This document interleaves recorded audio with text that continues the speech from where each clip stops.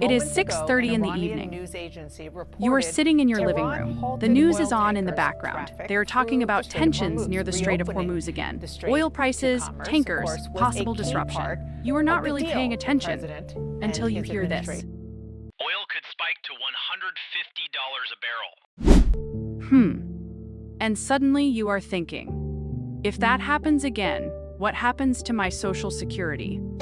Here is what most people do not realize. The government calculates your cost of living adjustment using data from just 3 months of the year. And when oil spikes, your real costs can move faster than that formula can keep up. Okay, I said that fast because that is how fast it actually happens.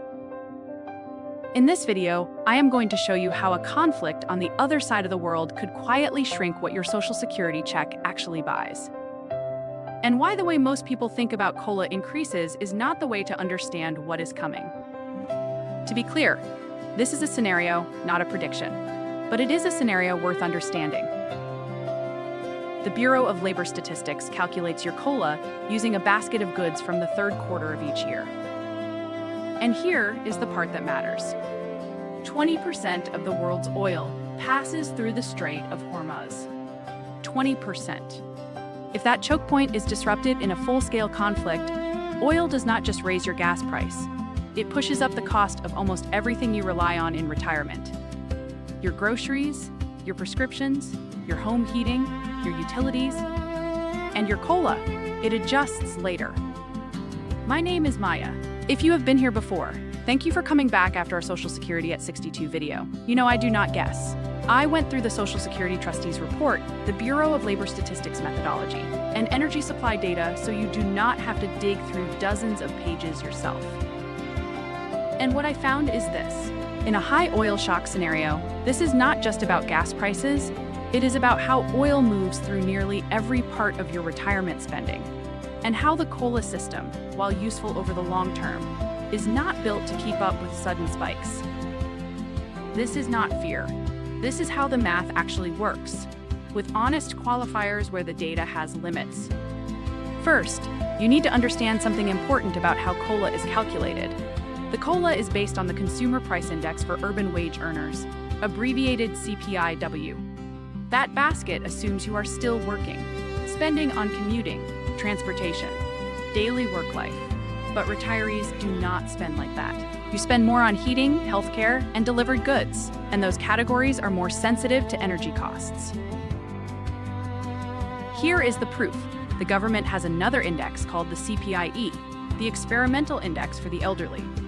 Over the last 20 years, the CPI-E has consistently run 0.2 to 0.5% higher per year than the CPI-W. That does not sound like much. It sounds small until you stretch it over 10 or 20 years. On a $1,800 monthly Social Security check, 0.3% is $5.4 a month. That is $65 a year. Over 10 years, that is $650. Over 20 years, $1,300. Just from the formula difference. Now multiply that by 70 million retirees. Now here's where most people get tripped up. Higher COLA does not automatically mean more buying power. In an oil-driven inflation scenario, two things can happen at once. Your COLA increases because energy prices are part of the index, but your actual expenses can rise faster and in different ways. So even though your check goes up, your real purchasing power can still go down. And to be fair, the COLA system does help over long periods. Over time, it protects against general inflation, but it was not designed for sudden shocks. And that delay is where the pressure builds on your budget. Let us follow Robert. He is 67 years old. He has about $472,000 in his 401k, and his current Social Security check is $1,847 a month. He lives in upstate New York.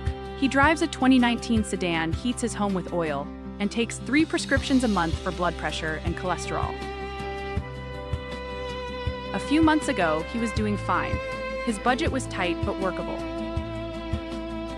Now, he is starting to notice things shifting.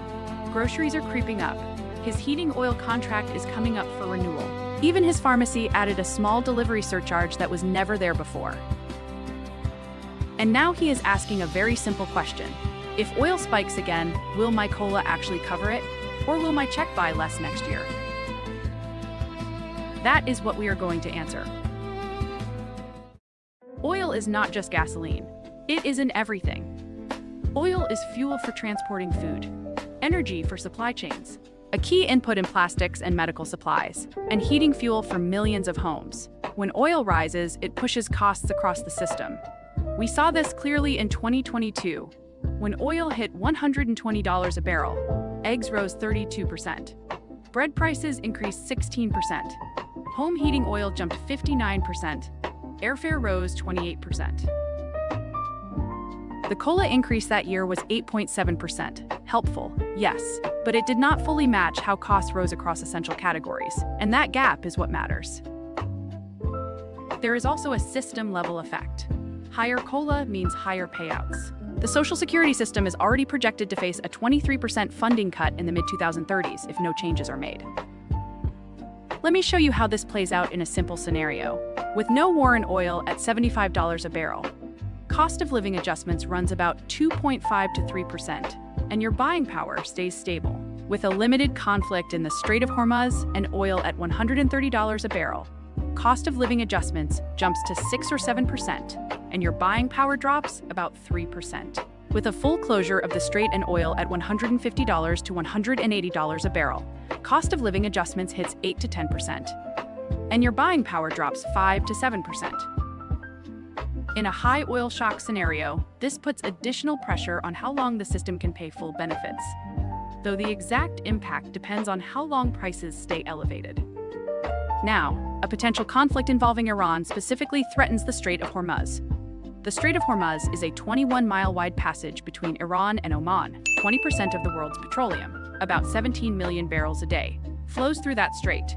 Iran has threatened to close it multiple times. If Iran closes the strait, even partially, oil prices do not just tick up, they spike.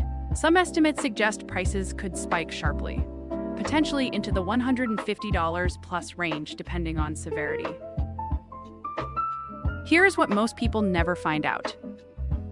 Let us go back to Robert. Let us assume a high oil shock scenario where oil rises significantly to $150 a barrel and stays elevated for a period. Robert's current check is $1,847. Let us say COLA increases by around 7%. That brings him to about $1,976 a month. Sounds like a gain. But now look at his expenses. Home heating oil goes up 40%. That is roughly $120 a month. Groceries go up 15%, roughly $75 a month. Gasoline goes up 30%, roughly $60 a month. Prescriptions go up 10%, roughly $15 a month. Utilities go up 12%, roughly $30 a month. Car insurance goes up 8%, roughly $12 a month.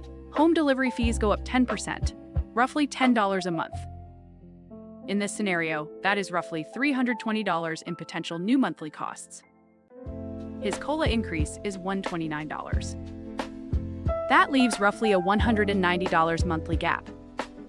That is over $2,200 a year. That is the quiet loss. It does not show up all at once, but over time it changes what your check can actually do. And that is the part most people never plan for. So what can you do? If you are already collecting, you still have options. First, lock in fixed prices now. If you rely on heating oil, consider locking in a rate before peak season. Most suppliers offer this before October. It protects you from a spike in January. Second, check your Medicare or Maya. A higher COLA could sometimes push you into a higher income bracket, which increases your Part B and Part D premiums. That is a hidden tax on your COLA increase. Third, build flexibility into your withdrawals. Instead of taking the same amount every month, create a small buffer you can adjust when costs rise. A $200 oil cushion that you only use if prices spike. Fourth, watch oil futures, not news headlines. The EIA publishes weekly crude oil futures prices. If futures for delivery in 6 to 12 months go above $100 a barrel, start implementing your cushion now, not next year. If you are between 66 and 70, with $400,000 to $600,000 saved, and already collecting, Your takeaway is the same as Robert's. Do not mistake a COLA raise for actual buying power. Plan for the gap. Oil is the variable that changes everything. I am curious. Have you noticed your costs rising before the official COLA adjustments show up? Drop a comment and tell me. I read every single comment on this channel. Here is the reframe. COLA is not broken, but it does not move at the same speed as your real-life expenses, especially during energy shocks. And that timing gap is what you need to plan around. I know this is not the easiest thing to think about. You have done the work, you have planned, and it can feel frustrating when global events start affecting your day-to-day life. But understanding how this works puts you ahead. One simple step this week. Go to the Energy Information Administration's website, ea.gov. Look up crude oil futures. It takes 4 minutes, because once you see that clearly, you can start adjusting before it becomes a problem. Thanks for hanging out with me today. I know retirement finance is not exactly relaxing viewing, but I genuinely enjoy going through this with you. If this helped even one decision feel less murky, that is exactly what this channel is for. You cannot control the event, but you can control how prepared you are for the impact. Have a good one. I will see you in the next one. This is Maya. Retire with Maya. We break down the real retirement rules in plain language, so you can make decisions with clarity. Oil moves fast.